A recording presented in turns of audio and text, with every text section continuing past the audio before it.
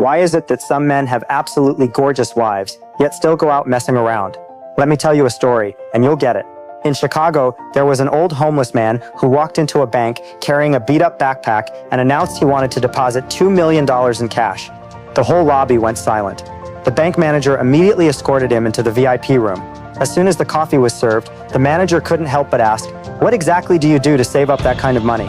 The old man grinned. "Truth is, I've never had a real job in my life.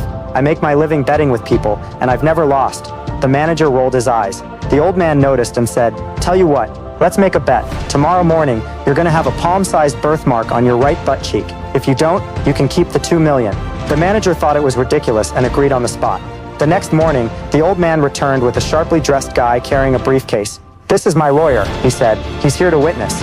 Confident as ever, the manager dropped his pants and said, "Well, do you see anything?" The lawyer suddenly burst into tears. The manager was stunned. "Why are you crying?" The lawyer wiped his eyes and said, "I bet him $3 million that you'd voluntarily drop your pants and show us." The manager's face turned red, then pale. He couldn't say a word. The old man patted him on the shoulder. "Don't always assume you're the smartest guy in the room. In this world, what's truly valuable isn't muscle, it's brains."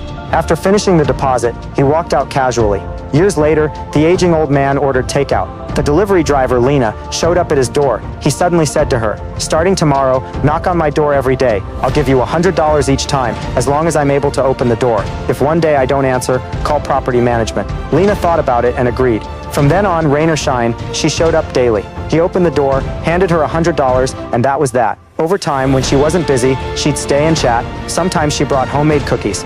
She helped tidy up. The house slowly felt alive again.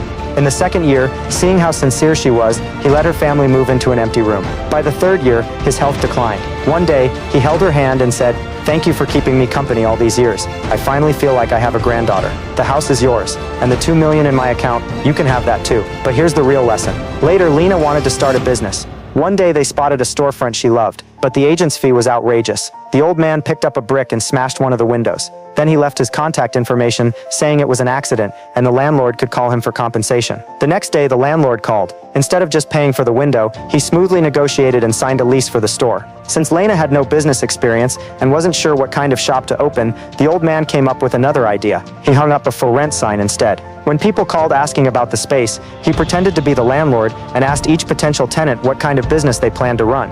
After hearing everyone out, he picked the concept that came up most often and opened that. Sure enough, the shop became a hit. Stunned, Lena asked, "How do you think like this?" The old man said, "When I was a kid, my family had me read a book called Raise Children Street Smart.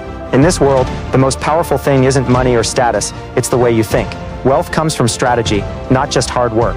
Advantage comes from positioning, not brute force. Strong thinkers raise strong kids." He continued, "Don't just tell your kids to be obedient and work hard. If I could go back and raise a child again, I wouldn't waste time loading them up with piano lessons, dance classes, and art programs. For regular families like ours, teach them street smarts, understanding people, strategy, leverage. That's what will really set them up for life." This book is written in comic form, teaching kids how to handle being falsely accused, how to resolve conflicts, how to seek help wisely, how to use leverage instead of force. The lessons inside, they'll still apply in college and beyond. These are the kinds of truths most people only learn after getting burned. Every chapter is a story kids actually want to read. Don't wait until your child falls flat on their face before teaching them street smarts. Check out Raise Children Street Smart and see what real strategic thinking looks like.